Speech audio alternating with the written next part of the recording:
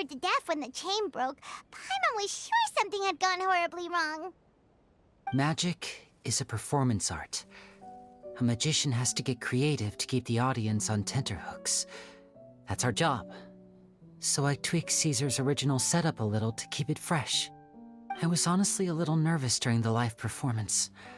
The thought of falling, suddenly feeling weightless, seeing the sky and the ground spinning and spinning.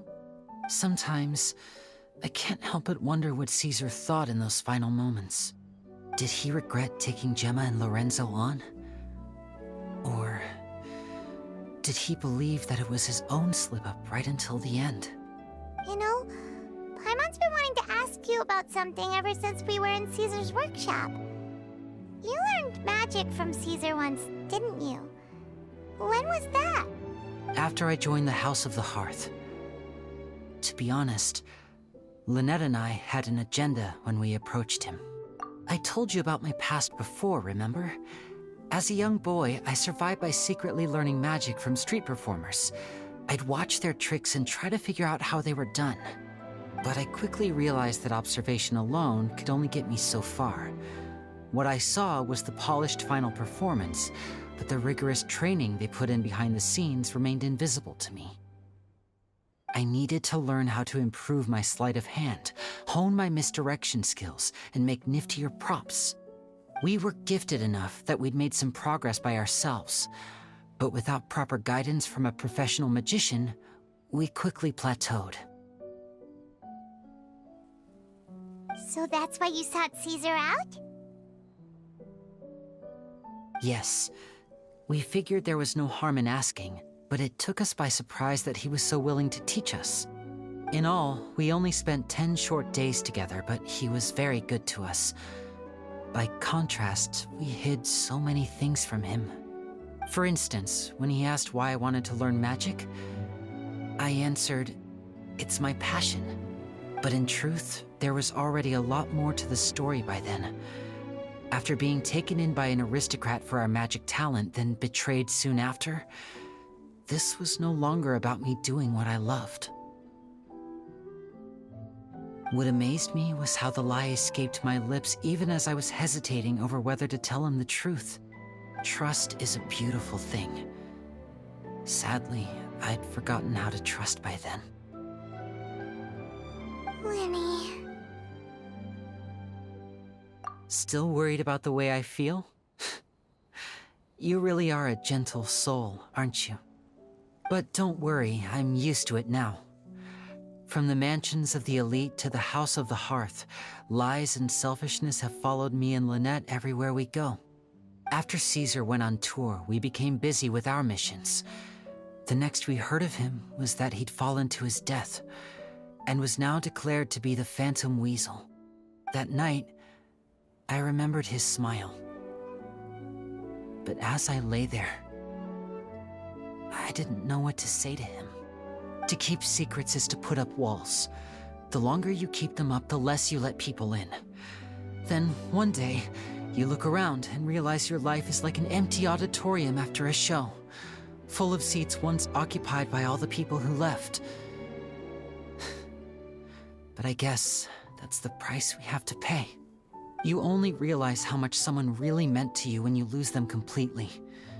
That's why I was so confident this would hurt Gemma. Because I felt it for myself. Yeah, cheer up, LYNEY. We've had to say our fair share of goodbyes during our journey, too. But whatever happens, Paimon always believes in what tomorrow brings. Delicious food, fun toys, and the traveler by my side. Paimon just needs to focus on things like this, and all the unhappy stuff goes right out the window. You know, Traveler, doesn't that kinda make you Paimon's truth? Exactly. It's the same for me and Lynette. We are the truest thing each other has in the world, and nothing can replace that. Life has taken plenty from us, like it did from Gemma. But at least it left us with each other. That's what gave us the strength to get through the darkest days. That's why the darkness never consumed me and why it never will. Maybe we live in the shadows too, but we remember every precious ray of light that shines through. All right, time to lighten this conversation up a little. What did you think of the show tonight? Were you happy with it? It was amazing! Paimon just wishes we hadn't been so distracted with the Gemma situation. We spent most of our time in the Opera House just talking and pretty much missed the entire first half of the show. Lenny, could you do just one more trick for us? Whoa, that's a bit of a tall order, I'm afraid.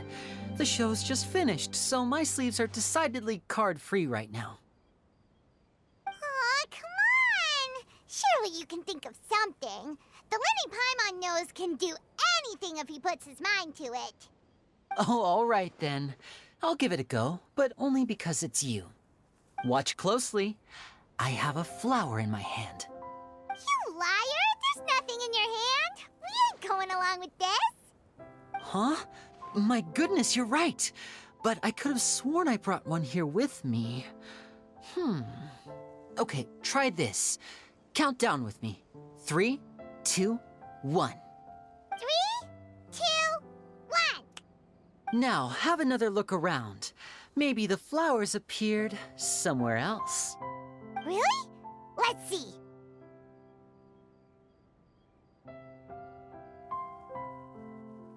Wow, there it is! Oh, this is a different flower from the last time, right? This one's called, oh yeah, a rainbow rose.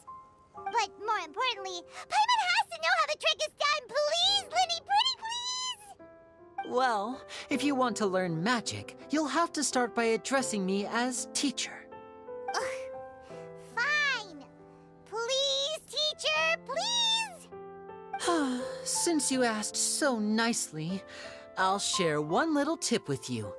Namely, the student of magic cannot solely rely on others being prepared to reveal their secrets. You have to observe, think, and find the answers for yourself. Is that it? Ah, look at the time. We shouldn't linger here too long. Thanks again for coming to see my show. I bid you both good night. I look forward to seeing you again. All right, fine. See ya. Shall we head back down too? Oh, Paimon can't wait to read The Steambird tomorrow. Paimon bets Linny and Caesar will be plastered all over it. Let's head to the Steambird's offices tomorrow morning and see what we can find out.